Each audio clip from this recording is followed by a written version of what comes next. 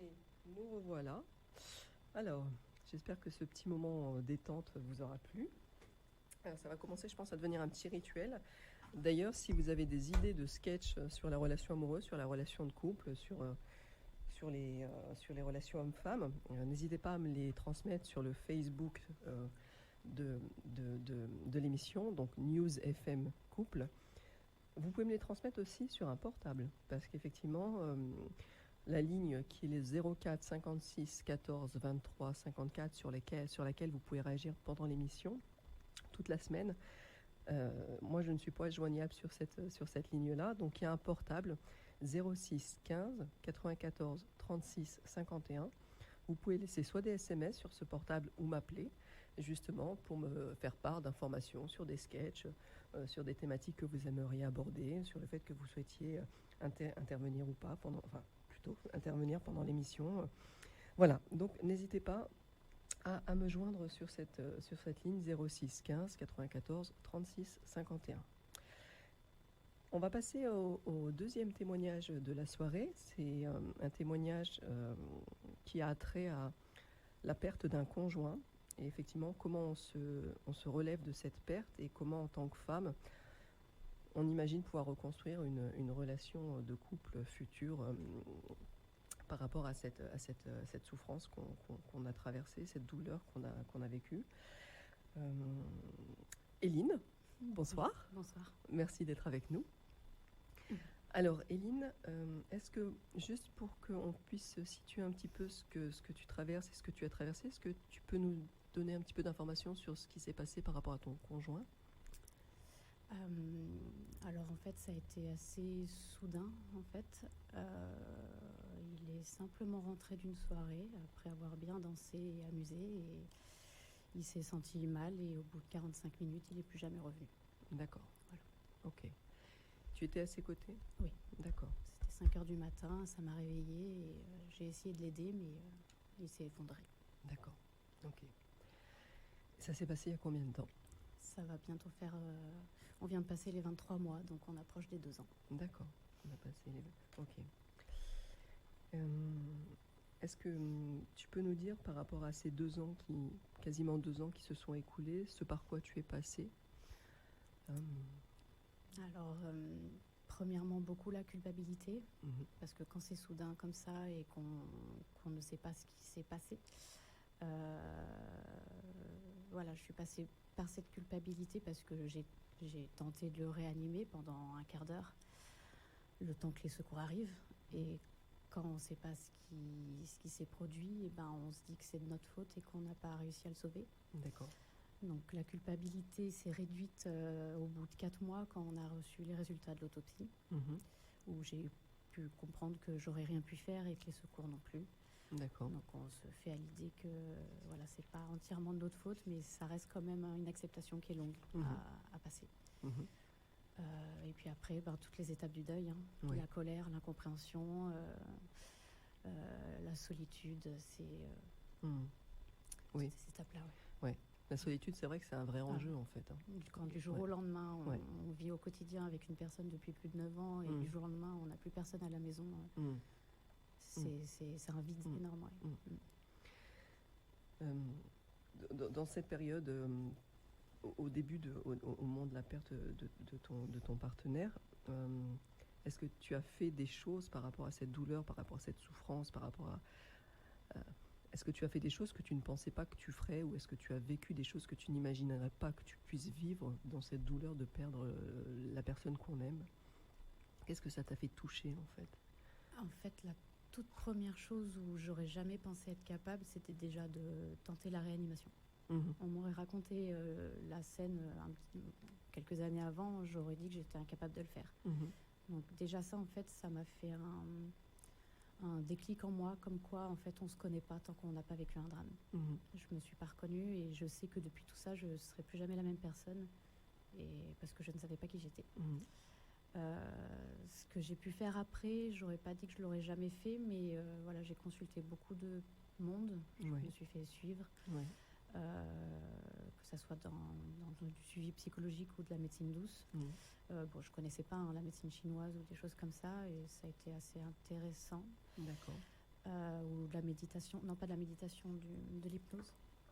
Donc voilà, j'ai fait mes premières séances d'hypnose aussi, mais j'aurais jamais dit que je le ferais pas un jour, mais voilà, c'était mes premières fois. D'accord. Après, dire ce que j'ai pu... Est-ce que l'idée, c'est qu'effectivement, tu as commencé à aborder ce sujet de la solitude, effectivement, par rapport au manque, au vide. Est-ce que dans ces moments de manque, de solitude, de vide temporaire, par rapport à, pour l'instant, effectivement, dans ce que tu vis au jour d'aujourd'hui, est-ce que, viscéralement, tu as traversé des souffrances que tu pensais pas pouvoir traverser, des peurs, je sais pas, est-ce que physiquement tu as ressenti des choses? Est-ce que ça a joué sur à quel niveau effectivement cette perte, jusqu'où ça a été en fait? Alors, physiquement, c'est vraiment un vide latéral. C'est bizarre, c'est pas facile d'y mettre des mots, mais on a vraiment un vide profond à l'intérieur de soi. Encore aujourd'hui, j'ai le sentiment que j'ai plus aucune émotion. Je ressens plus rien. D'accord. Je suis vide à l'intérieur. Je dis souvent que je suis morte à l'intérieur. Mais c'est difficile à décrire comme sensation. Mais oui, c'est vide. Une anesthésie, une sorte d'anesthésie. Ouais, mais intérieure. Et ça t'arrive de rigoler quand même aujourd'hui? Oui. Ça a pris plusieurs mois, mais j'ai été très très très bien entourée, que ce soit par la famille ou les proches. Et ils ont réussi à me redonner beaucoup le sourire. D'accord. J'arrive à refaire des blagues. Ça, c'est revenu. Ça revient tranquillement. Ouais, mais pendant longtemps, une anesthésie de tout type d'émotion, que ce soit... En fait, la douleur était tellement intense qu'à un moment donné, effectivement... Le corps est bien fait, en fait. Il nous éteint. Il nous éteint pour pas nous effondrer. Mais ça, donc, il t'éteint dans la sphère émotionnelle. Est-ce qu'au niveau physique, tu as somatisé? Est-ce qu'il y a eu des choses qui se sont... Physique, oui. Je ne me suis pas alimentée pendant 3 jours, donc j'ai perdu beaucoup de poids sur les 3 premiers jours déjà et sur les mois qu'on suivit. On comprend pas... Enfin, moi, je ne comprenais pas pourquoi je pouvais manger et plus lui, pourquoi je pouvais dormir et plus lui, pourquoi... Enfin, voilà. Toutes ces petites choses-là, même physiquement, on les arrête. Donc, c'est-à-dire qu'en fait, tu passes ton temps à imaginer, de dire que lui n'étant plus en vie, pourquoi toi, tu continues à vivre, à entendre, à faire, à ressentir ça ou ça. Et ça t'a habité longtemps Et ça, c'était le corollaire de la culpabilité, justement, de pouvoir le ressentir, le vivre. C'est ce que j'allais dire. Voilà, je pense que ça a déjà duré sur la durée de la culpabilité, jusqu'au retour de l'autopsie. Et après, en fait, il s'est passé tellement de choses que ça m'a permis de m'ouvrir sur d'autres...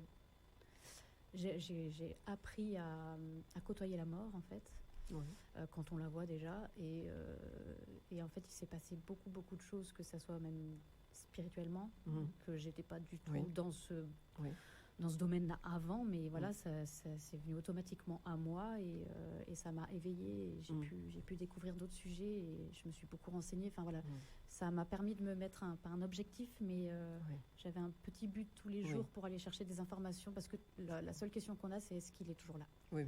En fait, ça a donné du sens. C'est une quête de sens, en fait. C'est une quête de compréhension.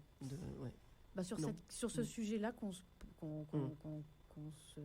posait pas, en fait, avant, parce que ça allait très bien et on pense pas à la mort à 35-40 ans, en fait.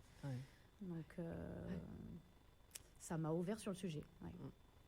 Et du coup, tu dis qu'à un moment donné, tu as été rapidement, quand est-ce qu'est venu ce besoin d'aller chercher de l'aide à l'extérieur au travers de l'hypnose, etc. Très rapidement. En fait, au moment où le SAMU m'a annoncé 1 heure, bon, déjà là, j'avais l'impression d'être dans un film, donc je lui disais que c'était pas possible. C'est-à-dire à annoncer, j'ai pas compris. Moi, j'ai essayé de le ranimer. Les secours sont arrivés petit à petit à l'appartement.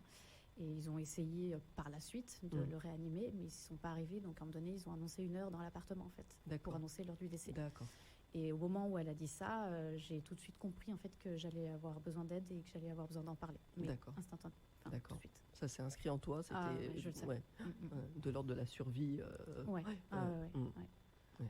Et du coup, alors, t'as tapé aux portes comment? Quel chemin tu as pris? Comment tu as décidé d'aller voir telle personne ou telle personne? Comment ça s'est fait? Alors, d'abord, c'est des amis qui m'ont dit d'aller voir une psychologue ou une psychiatre.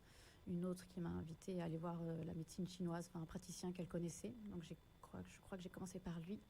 Et ensuite, en fait, vu que l'autopsie mettait du temps à arriver, j'ai voulu aller chercher les réponses par moi-même si j'avais fait bien les choses. Donc, j'ai recherché les pompiers qui étaient intervenus, j'ai recherché l'équipe du SAMU qui est intervenue, donc j'ai pu les rencontrer. D'accord. Et ce qui fait que les pompiers déjà m'ont pu me dire que le peu de temps qu'ils m'ont vu pratiquer le massage, ils ont vu que c'était correct, mais qu'après, voilà, j'ai pas le même gabarit qu'eux et je reste... Donc voilà, je ne pouvais pas me remettre ça sur moi. En fait, tu as eu besoin d'aller les rencontrer. Ah oui. Je voulais des réponses. Pour comprendre et pour te déculpabiliser. Oui. D'accord. Et ça t'a aidé? Ça a été utile ou pas? Oui. Oui. Ok. Et donc après, l'équipe du SAMU, quand je suis revenue en parler directement sur place, ils m'ont dit, si vous voulez, on a une cellule psychologique en fait avec une psychiatre du SAMU. Est-ce que ça vous intéresse? Et donc après, j'ai commencé avec la psychiatre du SAMU. Mais même ça, en fait, j'ai pas compris pourquoi on me le propose pas déjà le jour J, quand ils sont là, on est sous le choc, ils savent que ça va être dur. Pourquoi ils nous donnent pas tout de suite une carte avec un numéro? Appelez-la, vous allez avoir besoin. Oui. Et pour moi, j'ai pas été accompagnée. J'ai dû aller chercher moi le besoin. Ça, j'ai pas compris. Et ça, tu penses que ce serait intéressant? Ce serait une évolution intéressante. C'est même primordial. Même aujourd'hui, j'en ai encore besoin et je suis pas accompagnée. Oui, alors que tu sois accompagnée, bien sûr que c'est essentiel, mais de dire que pour toi, les pompiers, dans tout type de comment dire, de situation, de trauma, de situation où il y a des morts violentes ou des accidents qui sont violents. Pour toi, ça serait intéressant de recevoir tout de suite ce soutien et de dire vous avez la possibilité. Bien sûr. Et toi, tu penses que... D'accord, ok. Soit ils nous guident vers un centre qui va pouvoir nous aider. On a quelques jours déjà, faut organiser les obsèques. C'est un monde qu'on ne connaît, à mon âge en tout cas, que je connais pas. On découvre tout ça et il faut faire tout de suite. En tout cas, c'est vrai que ça peut être intéressant qu'ils soient un levier, eux, parce qu'ils connaissent les effets de ces traumas derrière sur les gens qui restent et voilà, sur la psyché. Ils voient l'impact. Ils connaissent. Et ça pourrait être intéressant qu'ils soient un pont. Alors c'est vrai que les sapeurs-pompiers et puis la psychologue qui est en lien avec eux n'est pas censée accueillir toutes les états de détresse de toutes les personnes, mais qu'elle soit là à un moment donné. Comme effectivement, c'est intéressant ce que tu dis, juste un petit moment, tu vois, de transition. Voilà, elle soit là quelques séances et qu'elle dise effectivement maintenant il faut que vous alliez voir quelqu'un sur la durée, voilà. Mais surtout quand même eux ils le ressentent parce que moi quand après je les ai rencontrés, ils m'ont dit qu'ils en ont discuté pendant longtemps après avec l'équipe parce que ils étaient bouleversés. Surtout qu'ils avaient quasiment tous son âge en fait. Donc quand on a toute une équipe de 40 ans qui arrive et qui voit quelqu'un qui part comme ça en 45 minutes et que même eux ils n'ont pas compris, ça les a bouleversés. À quel moment ils se disent pas qu'il va falloir m'aider? Ça fait partie de ma colère aussi. D'accord. En fait. D'accord. Donc effectivement, tu avais de la culpabilité et tu avais de la colère aussi. J'avais tout en même temps.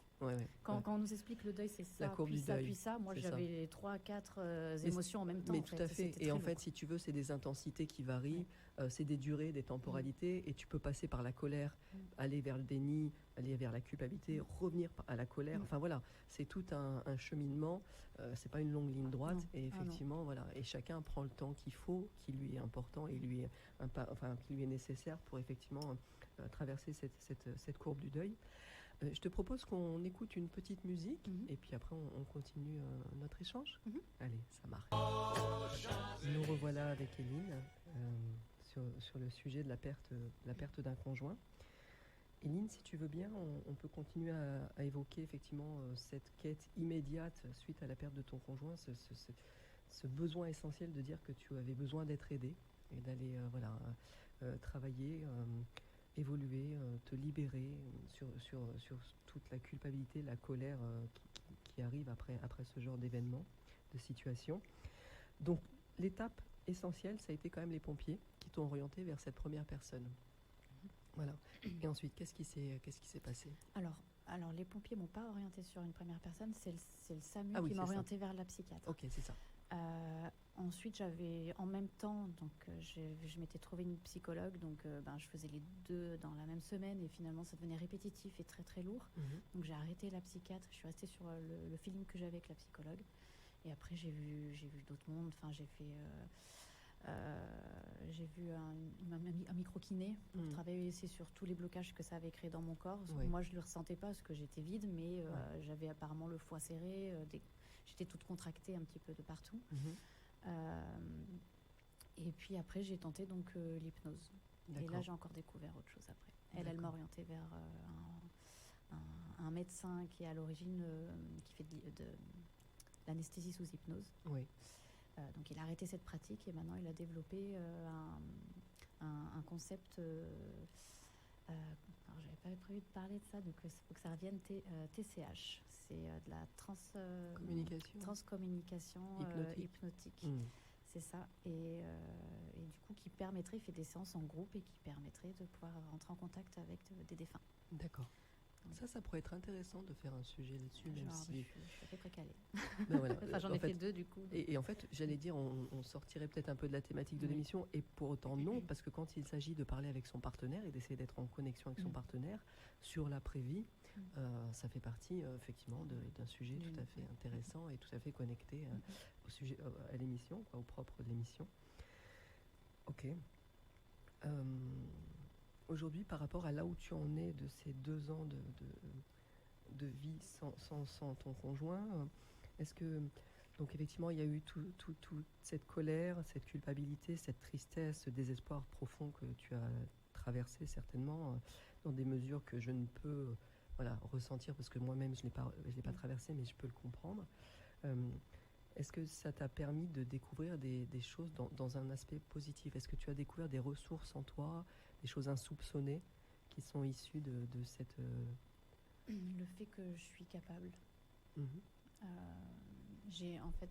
La solitude, c'est vraiment un sentiment qui m'effrayait depuis toujours.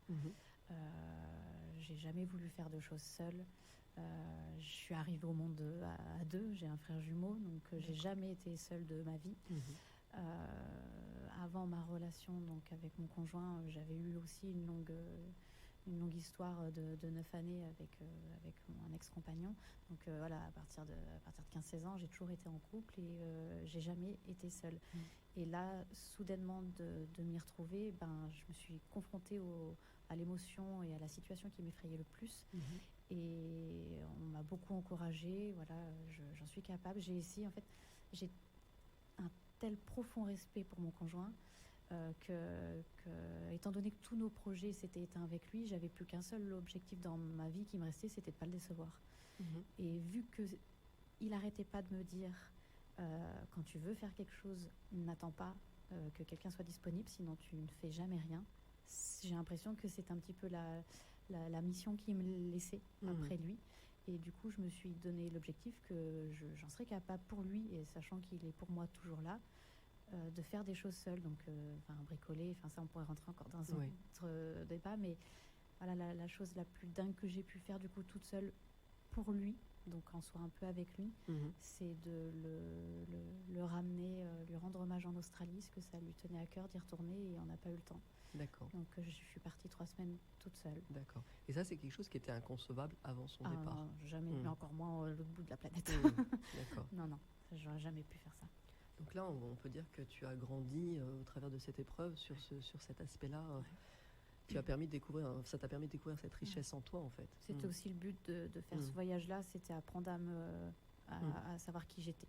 Étant donné que j'avais bien compris que je ne savais pas qui j'étais avant le drame, là, j'avais besoin d'aller me reconnecter en fait à la vie et à moi. J'avais besoin de savoir de quoi j'étais capable. D'accord. Et alors, tout à l'heure, tu parlais du rapport à la mort. Oui. Voilà, tu disais qu'effectivement, c'est des choses, on passe tous par là. A priori, si on n'est pas en lien assez précocement avec une personne, soit qui décède, soit un accident de la vie, soit une maladie de nous ou d'un proche, on ne se pose pas trop la question avant 30, 40 ans. Enfin, quand on commence à sentir, effectivement, je trouve que 40 ans, c'est à peu près l'âge où, si on n'a pas connu trop de désagréments avant, on commence peut-être à y réfléchir parce qu'on voit certaines choses dans notre corps qui évoluent et on fait face à la finitude de la vie et de l'existence. Donc toi, tu t'es confronté on t'a confronté, la vie t'a confronté à cette notion-là que tu avais a priori pas trop visitée jusqu'à présent. J'avais connu des décès, le frère de ma meilleure amie, mes grands-parents, mais voilà, j'avais pas un affect proche. Oui, les grands-parents, c'est dans l'ordre des choses. On n'avait pas construit une proximité entre nous, mais un lien fort, mais parce qu'on est une grande famille, c'est compliqué. Mais là, la perte du conjoint ou la perte d'un enfant ou la famille très très proche, ouais, j'ai jamais eu aussi proche. Ouais. Et c'est ce que j'ai essayé d'expliquer. On n'avait pas d'enfant, donc je ne peux pas savoir, c'est ce que j'explique à ma belle famille, je ne peux pas comprendre la perte que vous avez, parce que je ne sais même pas ce que c'est que d'avoir un enfant, mais j'imagine à quel point c'est dur. Mais aujourd'hui, mon conjoint, c'était mon quotidien et c'était mon avenir. Et je pense, enfin pour moi du moins, c'est la plus grosse perte. J'ai perdu la personne que j'aimais le plus au monde, même en dehors de ma famille, parce que ma famille, je ne vis plus avec eux, c'est plus mon quotidien et c'est pas mes projets de vie.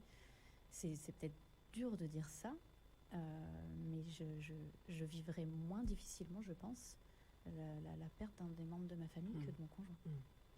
Et du coup, après, toutes tes opinions sont respectables. Hein. C'est vraiment, il n'y a pas d'enjeu de jugement ou de dire ça se dit ou ça se dit pas. Chacun vit son passage sur Terre comme il l'entend, avec sa manière de voir la vie. Mais du coup, dans ce rapport à la mort, qu'est-ce que ça t'a fait toucher du doigt ? Ta propre peur, une peur viscérale de l'après ? Alors, justement l'inverse. Ouais. Petite, j'avais peur de la mort, au point pareil encore de ne pas m'alimenter, de peur de m'étouffer, tout ça. C'était passé. Et au contraire, là, alors j'ai eu au tout début effectivement des grosses crises d'angoisse parce que il avait donc des antécédents cardiaques, j'en avais tout autant et je me suis dit en fait demain c'est moi, donc je dormais pas parce que j'avais peur effectivement de mourir et que ça allait être mon tour comme ça soudainement, qu'on tenait vraiment à rien. Et puis petit à petit, étant donné que le rapport à la mort s'est développé, j'ai appris des choses, donc la vie après la mort, je me suis beaucoup renseignée sur ça et j'ai eu le droit à des signes, des manifestations ou des synchronicités un petit peu folles et qui continuent encore. Aujourd'hui, je suis convaincue. En fait, c'est même plus, même plus une croyance. La croyance pour moi, c'est encore l'espoir. Là, moi, c'est bon, j'ai eu suffisamment de. Il a bien fait comprendre qu'il était là. Donc pour moi, c'est une vérité et du coup, j'ai plus peur parce que d'une, je lui ai demandé de me promettre qu'il serait là quand ça sera mon tour et je sais très bien qu'il le fera et le jour où ça sera mon tour, je vais le voir. Je peux qu'être rassurée. Donc il y a quelqu'un qui m'attend, je vais le retrouver et j'ai pas peur. Donc ça t'a apaisé sur cet aspect-là en fait. Donc depuis tout à l'heure, ça fait peu de temps qu'on discute parce que l'émission est courte finalement, ça passe vite. Mais il y a deux sujets essentiels en fait. Le sujet de s'autonomiser, t'as été vers plus d'autonomie, faire des choses par toi-même. T'as grandi énormément depuis le départ de ton conjoint, ce que tu disais tout à l'heure. T'as été apaisé dans ton rapport à la mort. Enfin, c'est deux choses extraordinaires, c'est deux choses incroyables qui se sont passées pour toi. Au jour d'aujourd'hui, donc tu es encore connecté avec lui. Comment tu envisages, alors peut-être pas encore, mais comment tu envisages de pouvoir rentrer en relation avec quelqu'un de nouveau Comment ça peut se faire ? Comment ça peut s'imaginer pour l'instant ? C'est une question qui est très dure. Je suis en plein dedans parce que j'ai un groupe de copines qui me mettent un petit peu, je pense que je peux dire un peu les mots crus, elles me mettent un petit peu le coup de pied au cul. Donc j'ai un groupe de copines qui ont pris un petit peu le lead. J'ai eu une étape l'été dernier où quelqu'un a pris contact avec moi et je me suis dit allez, essaye de voir où ça va, juste histoire de discuter. Et donc j'ai eu une grosse étape de plusieurs jours de culpabilité où rien que de discuter avec cette personne, ça me faisait énormément pleurer. J'avais vraiment l'impression de le tromper en fait.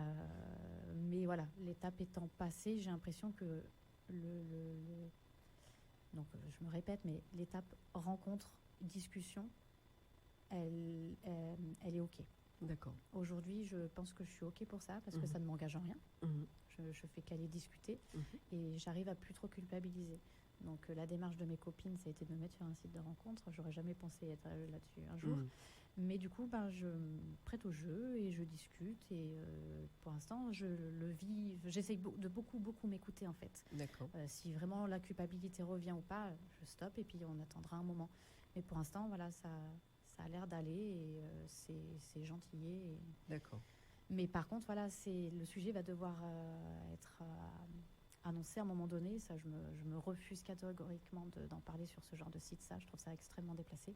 Ah, de parler aux personnes que tu rencontres, que tu as eu. Moi, j'ai cette situation-là. Parce qu'il y en a à qui ça peut, je pense, effrayer aussi. Parce que pour moi, c'est impossible de construire quelque chose de nouveau sans Jérôme. Si je rencontre quelqu'un, il faudra qu'il l'accepte dans sa vie aussi. Parce que déjà de son vivant, je parlais beaucoup de lui, j'étais très fière de lui. Et depuis qu'il est plus là, moi je parle toujours autant de lui. Et c'est comme le maintenir en vie, mais voilà, je suis toujours autant fière et j'ai besoin de parler de lui, de ce qu'on a vécu, c'était merveilleux. Donc j'aurais besoin d'en parler. Il va falloir quelqu'un qui soit prêt à accepter ça. D'accord. Et ça, je n'ai pas la réponse. Je ne sais pas si c'est possible. Oui, écoute, ça fait partie des mystères de la vie, des surprises du quotidien, et tu verras effectivement dans le futur ce que tu veux vivre, jusqu'où tu peux aller, et à quelle temporalité en fait. Mais c'est une étape que tu as apparemment franchie déjà, d'accepter. Elle est en cours. Franchie, c'est compliqué parce que vu que je ressens toujours rien, je ne sais pas à quel moment ça va s'éveiller et que je vais pouvoir avoir peut-être les fameux papillons ou quelque chose qui se passe dans mon corps sur une personne. Je ne sais pas si ça va se réveiller. Et ça, tu continues, là on arrive quasiment à la fin de l'émission, tu continues à travailler sur entre guillemets, lâcher prise, sur cette étape de ta vie et accepter d'ouvrir une nouvelle page amoureuse. Tu es accompagnée ou Là, plus avec des proches pour l'instant. D'accord. News FM. Bonne soirée. Il est 20h. Il est 20h, c'est parfait. D'accord. Et quand tu dis, on va terminer là-dessus parce que l'émission se termine, mais quand tu dis que tu ne ressens rien, quand tu discutes avec quelqu'un, il n'y a pas un petit quelque chose de... Non. Pas pour l'instant. Non. D'accord, c'est encore Les trop seules tôt pour fois ça. où des émotions rejaillissent, c'est quand je reçois un signe. D'accord. Et que du coup, je sais que c'est lui, ça ne peut pas être quelqu'un d'autre. Et là, je revis quelque chose à l'intérieur. D'accord. Donc pour l'instant, tu es encore vraiment connecté avec lui. Et du coup, juste pour terminer, parce que tout à l'heure, moi, c'est un sujet qui me passionne et je trouve ça incroyable, tu dis que tu as connu un éveil. Voilà, un éveil spirituel. Tu le vis dans ton quotidien. Enfin, comment dire, c'est une donnée que tu as intégrée au jour d'aujourd'hui dans ton quotidien. Oui, je pense que je reste encore. Je pense qu'on est loin, très loin de savoir tout ce qui se passe autour de nous. Clairement. Donc en fait, pour moi, je suis même rien qu'au début, alors que j'ai fait un bond immense déjà. Mais je pense que je suis au début. Mais voilà, j'ai pu ressentir des choses, j'ai pu voir des choses. Ce qu'il a réussi à me faire vivre pendant 2 ans. Pour montrer qu'il était là, c'est juste. À un moment donné, on peut pas. On peut plus mettre ça sur le hasard ou autre, c'est juste impossible. Et est-ce que tu dirais, pour terminer, pour trouver, parce que je sens poindre un troisième, comment dire, des fois je n'utiliserai pas forcément les bons termes, mais un troisième, une gratitude par rapport à cette situation, donc qui était effectivement déjà le fait d'être plus autonome, de t'être apaisé par rapport à la mort en tant que peur viscérale de tout être humain. Et peut-être cet éveil à la spiritualité, à une quête de sens, et c'est un enrichissement. Pour moi, je trouve que c'est vraiment enrichissant tous les jours de découvrir les mystères, d'aller plus loin dans la découverte de qui on est sur cette terre, au-delà de la terre, et d'aller se nourrir de ça. Moi, je trouve que c'est avoir vécu avant sans ça et aujourd'hui vivre mon quotidien avec ça, c'est d'une richesse infinie. Ça, j'ai l'impression que c'est quelque chose aussi que tu as touché du doigt au travers de... Oui. Et c'est une question qui est très dure à répondre du coup, à savoir pourquoi j'ai vécu ça, dans quel but, et qu'est-ce que je dois en faire. Et aujourd'hui, je pense que c'est aussi pour ça que je suis là. Ce que je disais tout à l'heure, ce qui m'a beaucoup aidé, c'est des témoignages de certaines personnes, de pouvoir savoir qu'on n'est pas seul, ça aide. Et pour moi, il n'y avait déjà rien de trop tabou dans ma vie, mais du coup, aujourd'hui, la mort, c'est un sujet principal pour moi. Et la mort, je ne comprends pas pourquoi c'est un sujet tabou et qu'on ne peut pas en parler facilement, parce qu'on y est tous destinés, donc pourquoi ne pas en parler de l'entrée. Et j'ai le sentiment que je dois partager. J'ai des choses à dire et je dois partager pour aider, du coup, maintenant que j'ai un petit peu de recul, même si j'ai encore du deuil à faire, partager le trauma et le drame que j'ai vécu, le deuil et comment le surpasser Et comment tu ferais ça? Est-ce que tu as l'intention de créer une association? Est-ce que tu as déjà un site internet, une page Facebook? Non, en fait, pour l'instant, je pense qu'il y a l'écriture d'un livre, parce que j'ai suivi donc les conseils d'une de mes psychologues qui m'a dit d'écrire à chaque fois tout ce que je recevais comme signe ou autre. D'accord. Donc j'ai déjà pas mal d'écrits sur tout ce qui m'arrive pour essayer pas de le prouver, parce que j'ai rien à prouver à personne, mais pour moi, reconstruire le puzzle et essayer de comprendre qu'est-ce qui s'est passé. Et donc j'ai déjà tout ça qui est répertorié sur un fichier Word. Donc on verra si un jour, un petit peu comme elle a fait Madame Pernaut en fait, qu'elle vient de sortir. En fait, quand elle l'a sorti, je suis c'est complètement ça en fait. C'est pourquoi pas. Et puis voilà, l'idée de l'émission, c'est pour ça que je t'avais demandé si mon sujet pouvait être intéressant, parce que pareil, ça peut certainement dans les auditeurs avoir des personnes endeuillées et de savoir qu'on n'est pas seul et qu'il faut pouvoir en parler sans tabou en fait. Est-ce que tu serais OK si potentiellement j'ai des retours d'auditeurs ou d'auditrices qui ont traversé cette situation? Est-ce que tu vous connectez peut-être? Est-ce que tu aurais des... Est-ce qu'il existe, tu as été connecté à des associations qui t'ont... Il y a eu une démarche très personnelle, vraiment individuelle, avec des rencontres, tu vois, hypnose, machin, etc. J'ai cherché une association pour les veuves. Mais étant donné qu'on n'était pas mariés, je me suis fait un petit peu rejeter. Et puis, ils m'expliquaient qu'on a quasiment que des personnes âgées, ils ne vont pas vous comprendre, pourquoi vous êtes là. J'ai été très déçue par ça. En tout cas, sur la région grenobloise, je n'ai pas trouvé une association pour pouvoir m'aider sur les échanges. Je voulais pouvoir parler avec des endeuillés... et j'ai pas pu. D'accord. Et est-ce que l'idée, là, éventuellement, si peut-être j'ai une personne qui me contacte, est-ce que je te contacte avant, mais peut-être créer un moment d'échange? Ok, ça peut être l'idée. Moi, j'ai tellement cherché ça, donc j'ai trouvé plus des groupes sur Facebook pour pouvoir en parler. Il y a beaucoup de groupes de deuil ou de veufs et de veuves, mais ça m'a beaucoup aidée. Donc, je suis complètement. Ok. Écoute, avec plaisir. Donc, n'hésitez pas, si vous avez envie de réagir sur le témoignage d'Éline, vous pouvez effectivement, donc sur la page News FM Couple, ou 06 15 94 36 51, donc soit un appel, soit un SMS, et puis je pourrai vous connecter avec Éline. Si vous avez envie de participer la semaine prochaine ou dans les semaines qui viennent, n'hésitez pas à me contacter, trouver des sujets qui vous intéressent. Voilà, c'est avec grand plaisir que je vous reçois, soit en plateau comme Éline ce soir, soit par le téléphone de la radio. On va se laisser tranquillement... terminer cette émission avec le petit jingle que vous commencez à connaître. Je vous souhaite à tous une bonne soirée. Éline, on en parlait pendant la coupure, mais on se revoit dans quelques semaines ou dans quelques mois avec grand plaisir. Si tu as envie de venir nous partager ton évolution, ce qui s'est passé depuis cette première rencontre aujourd'hui, voilà, tu es la bienvenue et un grand merci pour ton témoignage. Merci à toi et avec plaisir, sincèrement. Bonne soirée à tout le monde. Bonne soirée.